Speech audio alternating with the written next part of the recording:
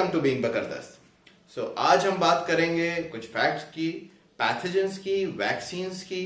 लेकिन हाँ, मत टेंशन मत लीजिए, हम वही बातें नहीं करेंगे जो आप न्यूज पर रोज सुन रहे हैं। ठीक है, कुछ अलग बातें करेंगे, कुछ ज्यादा इंटरेस्टिंग बातें करेंगे। तो फैक्ट नंबर 1, हम बात करेंगे हेला सेल्स के बारे में। मतलब इसका अगर मुझे टाइटल देना है तो मैं इसका टाइटल दे सकता हूँ, हेला सेल्स एक अमर कहानी।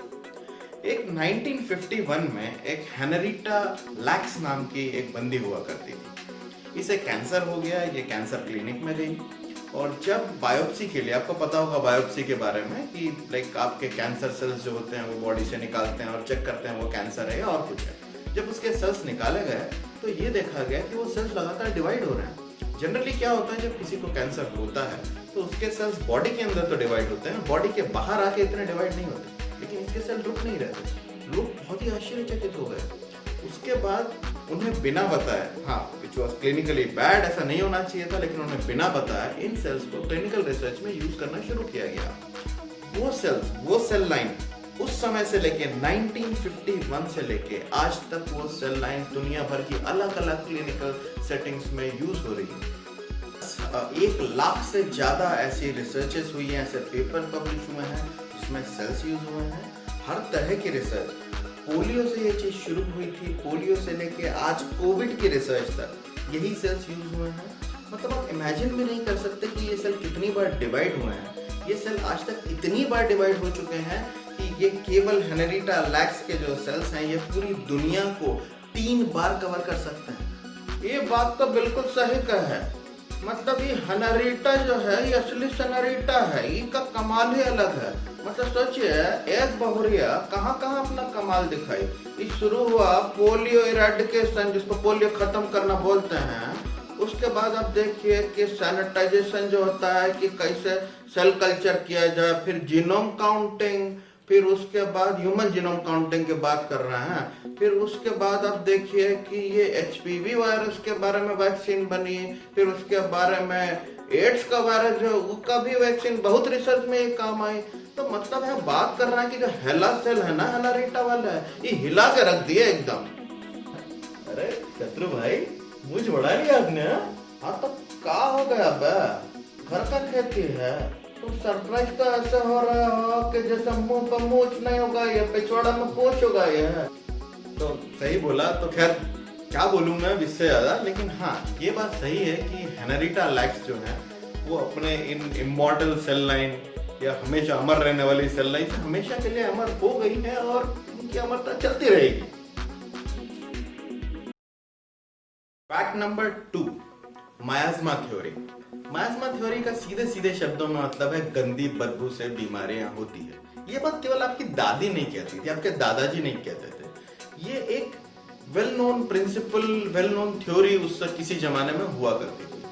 आपको अगर याद होगा, कुछ ऐसे आपने फोटो देखे होंगे कि डॉक्टरों के आगे मास्क लगा हुआ है, ऐसी चोंच उसमें निकली हुई है। प्लेग का समय था वो समय ये थ्योरी बहुत मानी जाती थी। और वो जो मास्क आपने देखे हैं, उस मास्क में लोग ऐसे सुगंधित चीजें रखते थे, फूल वगैरह रखते थे, क्योंकि उनका मानना था कि जो सारी प्रॉब्लम्स होती वो बदबू से होती। कीटाणु नाम की कोई चीज है, इसका उनको कोई हवा पानी नहीं था। जब चीजें ऐसा किसी को छूने से फैलती हैं, बीमारियां छूने से फैल सकती हैं, कीटाणु छूने से फैल सकते हैं या टच करने से फैल सकते हैं, ये इनका कोई मतलब नहीं था। उनका सिर्फ मानना था कि बदबू से बीमारियां फैलेंगी। इससे होता क्या था कि गर्मी के समय तो जब चीजें सड़ती है, बदबूएं आती है, तब तो वो लोग बड़े ध्यान रखते थे कि इसको साफ कर दो, इस चीज को साफ कर दो, यहाँ पे खुशबू फैला दो। लेकिन ठंड के समय जब ये सब होता नहीं था, जब ज्यादा बदबूएं नहीं होती थी, तो उनको लगता था दुनिया बढ़िया चल रही है, कोई तकलीफ नहीं है। मतलब जो बेसिक सैनिटाइजेशन रहता है कि दूसरे पेशेंट को ट्रीट करने से पहले आप हाथ धोएं, आप अपने हाथ को क्लीन करें ताकि वो पहले पेशेंट की बीमारियां नहीं पहुंचे, इन सबको वो लोग लोड नहीं लेते थे। तो देखिए ऐसा है कि मायाज्मा थ्योरी जो है, इस थ्योरी बाद में गलत साबित हो गई, बात सच है। लेकिन इसका यह मतलब नहीं कि आप ये मान लें कि गंदगी और बीमारी का कोई रिलेशनशिप नहीं है। मतलब ऐसा मत कीजिएगा कि आप जान गए तो अब जाके हगने बैठेंगे खाने का थाली लेके, ऐसा नहीं है भाई। देखो इस चीज का अपना अलग फायदा हुआ कि लोगों ने जो है इस बात को सोचा कि बीमारी और गंदगी में किसी तरह का कोरिलेशन है, तो उसके बाद से जो अस्पताल वगैरह थे वहां पे थोड़ी सफाई ज्यादा रहने लगी, तो ये फायदा बहुत जरूरी था।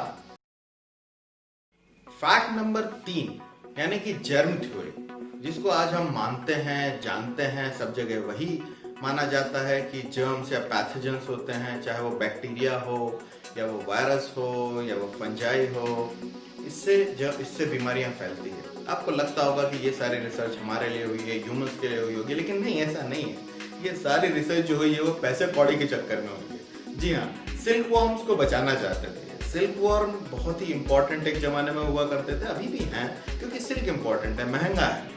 इसी जमाने में इंडिया और चाइना के बीच की जो रोड थी, जो ट्रेड रूट था, उस ट्रेड रूट को कहा जाता था सिल्क रोड। तो जब वो सिल्क वॉर्म्स बीमार पड़ने लगे, बार बार उन्हें बीमारियां होती थी, उन बीमारियों की वजह से ये सोचा गया कि इन बीमारियों से बचाने के लिए कोई रिसर्च करना जरूरी है। तो साइंटिस्ट लोगों ने इस बारे में काफी रिसर्च की। मतलब एक भाई साहब तो 25 साल इसी टॉपिक पे रिसर्च करते रहे। तो उन्होंने देखा कि मतलब काफी सारी बीमारियां होती थी रेशम के कीड़ों में, तो उन्होंने एक बीमारी को टारगेट किया। एक ऐसी बीमारी थी जिसमें जो सिल्क वॉर्म में मम्मी जैसे सफेद हो जाते थे।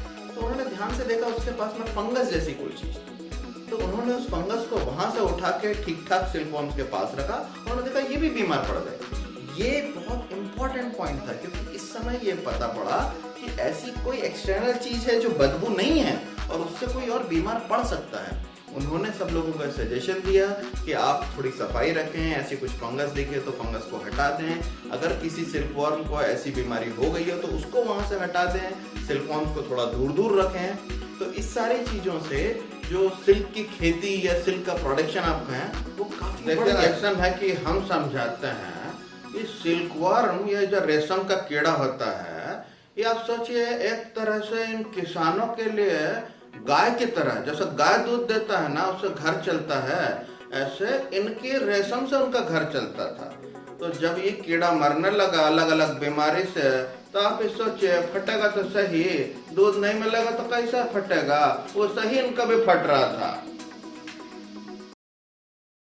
फैक्ट नंबर 4, पहली वैक्सीन जो लैब में डेवलप हुई। हाँ, कोई आश्चर्य मत कीजिएगा, ये भी हमारे लिए नहीं डेवलप हुई थी, ये भी चिकन लोगों के लिए डेवलप हुई थी, चिकन लोग। तो ये जो इसमें भी लुईस पास्चर का नाम आता है, जिनको आप जानते होंगे पास्चराइजेशन की वजह से जो दूध का होता है।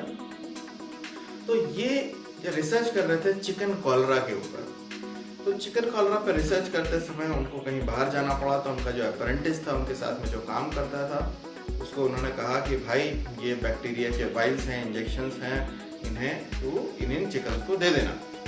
तो अब ये जो भाई था ये भी छुट्टी पे चला गया महीने भर की। जब ये महीने भर बाद वापस आया तो उसके बाद जो बचे हुए जो बैक्टीरिया के इंजेक्शंस थे वो उन्होंने चिकन में लगा दिए। जब लुईस पास्चर साहब वापस आए तो उन्होंने ये देखा कि ये जो चिकन है ये तो मरा ही नहीं, इसकी तो तबीयत ही खराब नहीं हुई। तो वो आश्चर्यचकित रह गए। तो उन्होंने फिर उसके बाद बोला चलो एक काम करते हैं कि ये तो पुराना इनको लग गया था, हो सकता है पुराना जो बैक्टीरिया है वो खराब हो गया। तो उन्होंने नया बैक्टीरिया का इंजेक्शन उसको लगाया। तो उन्होंने देखा कि ये चिकन की थोड़ी सी तबीयत खराब हुई और ये वापस ठीक हो गया। तब उन्होंने ये देखते हुए ये दिमाग लगाया, ये लॉजिक दिया कि ये जो ऑक्सीजन में पहले ऑक्सीजन के प्रेजेंस में जो पहले बैक्टीरिया के इंजेक्शन वाइल्स वगैरह रह गए थे, उसकी वजह से वो जो बैक्टीरिया था वो बैक्टीरिया का पावर कम हो गया है या उसका इनएक्टिव टाइप का हो गया है। और वो इनएक्टिव बैक्टीरिया से लड़के जो चिकन का इम्यून सिस्टम है वो ये सीख गया है कि इस बैक्टीरिया से लड़ना कैसे है।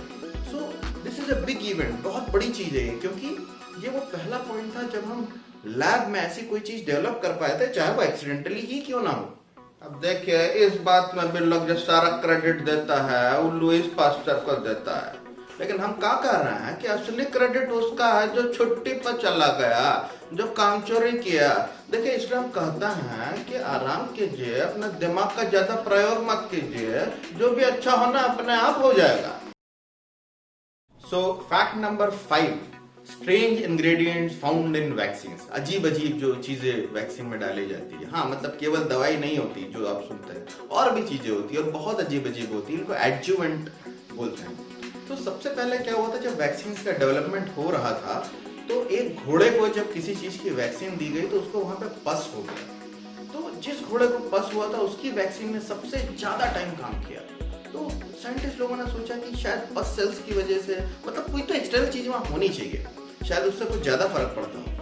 तो लोगों ने अलग अलग चीजों को ट्राई करना शुरू किया।